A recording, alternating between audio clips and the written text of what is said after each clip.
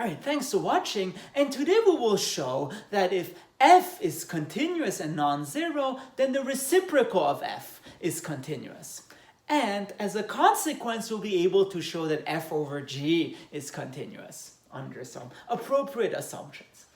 And the thing about the result is actually the proof is even more exciting than the result. So definitely watch till the end.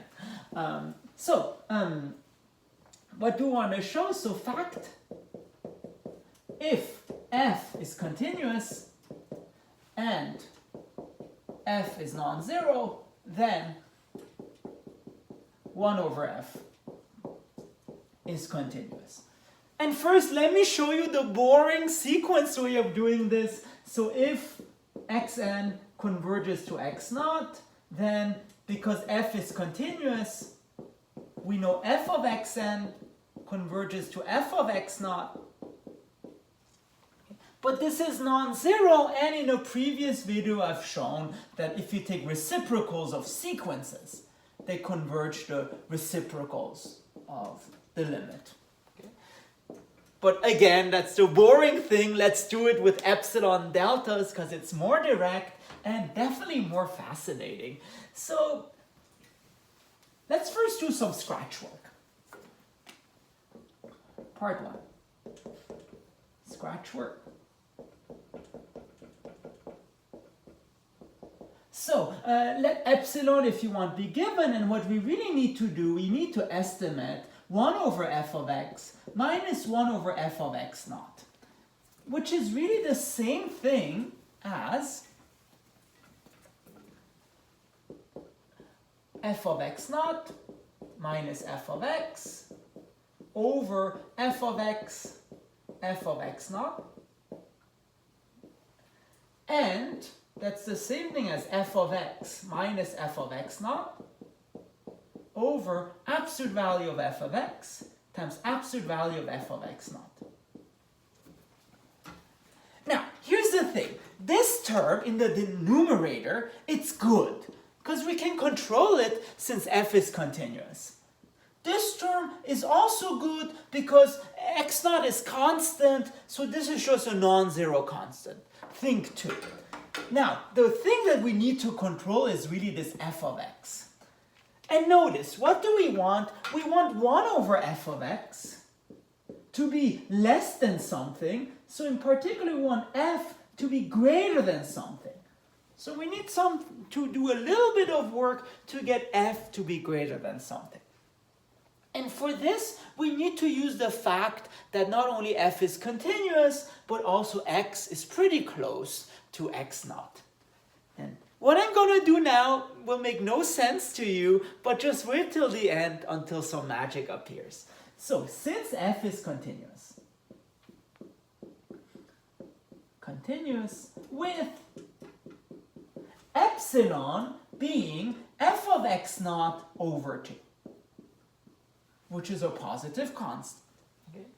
And kind of let me motivate this a little bit, because the problem is if you take, let's say, f of x minus 1, it might be 0. So really we need to make sure that this f of x is non-zero, even if you walk around it a little bit. So that's why we have this, and therefore since it's continuous, we know there is delta 1, such that if x minus x naught is less than delta 1, it's kind of the Air Force One of calculus, then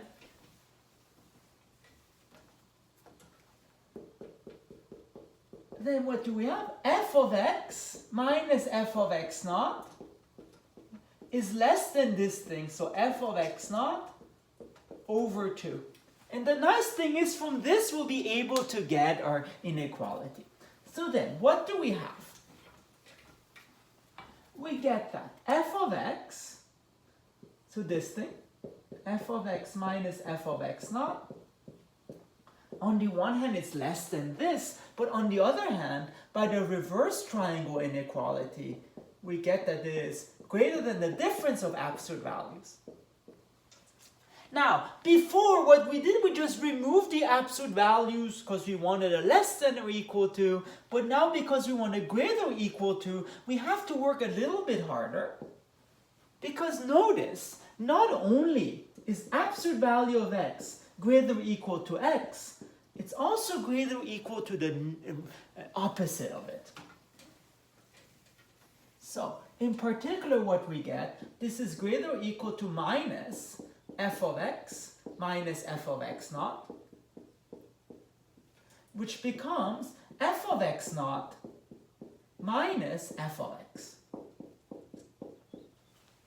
And now, if we put both things together, we'll find that f of x naught minus f of x is less than, this thing, the difference between the absolute values, it's less than f of x naught over 2. But now, you can just put this f of x on the right-hand side, and then you get f of x. It's greater than, just what we want, so you put this here and put this here, it's greater than f of x naught minus f of x naught over 2. And look, this is something minus half of that thing, so it just becomes f of x naught over 2. You see how nice this is? That's why we chose precisely this epsilon to be that. Because, again, the problem is we want f of x to be bigger than a positive number. If you chose this to be 1, and let's say f of x naught would be 0.1, then you would have a negative number and you would be in trouble. But because we chose epsilon that small, we actually get a positive number.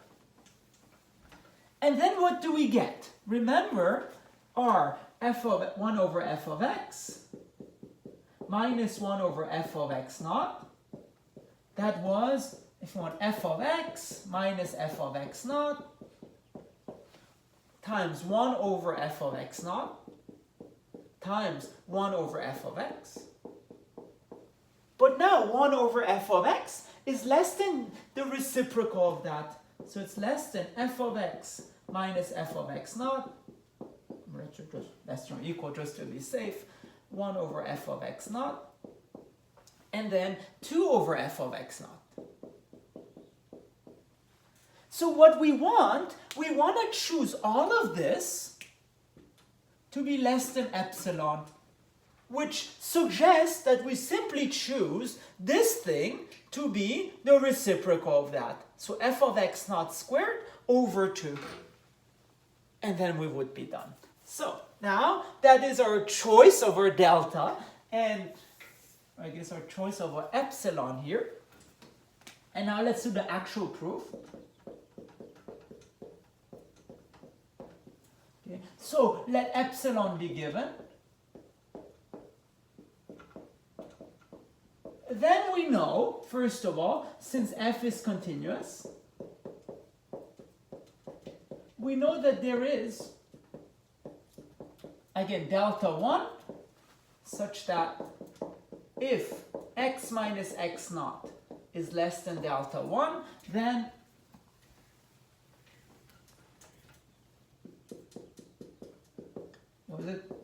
f of x minus f of x naught is less than f of x naught over 2. And remember, this just implied that f of x was greater than f of x naught over 2. And moreover, we can choose, there's some delta 2 such that this is less than this thing that cancels out. So just to be more precise, there is delta 2. Such that if x minus x naught is less than delta 2, then f of x minus f of x naught is less than epsilon, again, over 2 times f of x naught squared.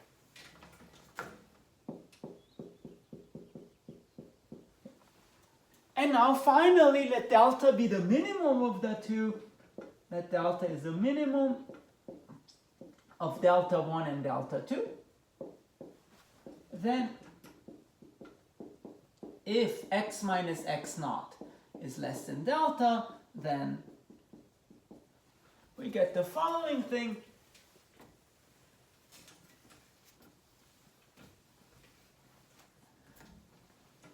Then 1 over f of x minus 1 over f of x naught. That becomes f of x minus f of x naught. Again, over f of x times f of x naught. But again, remember this is f of x minus f of x naught over 1 over f of x naught. And we've shown that, well, f of x was bigger than f of x naught over 2, so this is less than or equal to 2 over f of x naught. And this is then less than epsilon over 2 f of x naught squared times 2 over f of x naught squared. And finally, the satisfactory canceling out and declaring victory. So this is epsilon. How cool is that? Like, who would have known that with this choice of epsilon, we would actually solve our problem? And of course, last but not least, why does it follow that the ratio of two functions is continuous? So fact, if f and g are continuous and g is non-zero, then f over g is continuous. Well, simply because the following. Remember, we have proven that the product of continuous functions, the product of continuous functions is continuous, but this is just f times 1 over g. F, by definition, is continuous. 1 over g, we've just shown to be continuous, so this whole thing is continuous. And then we're done, and we can stay home happy. All right, thank you very much.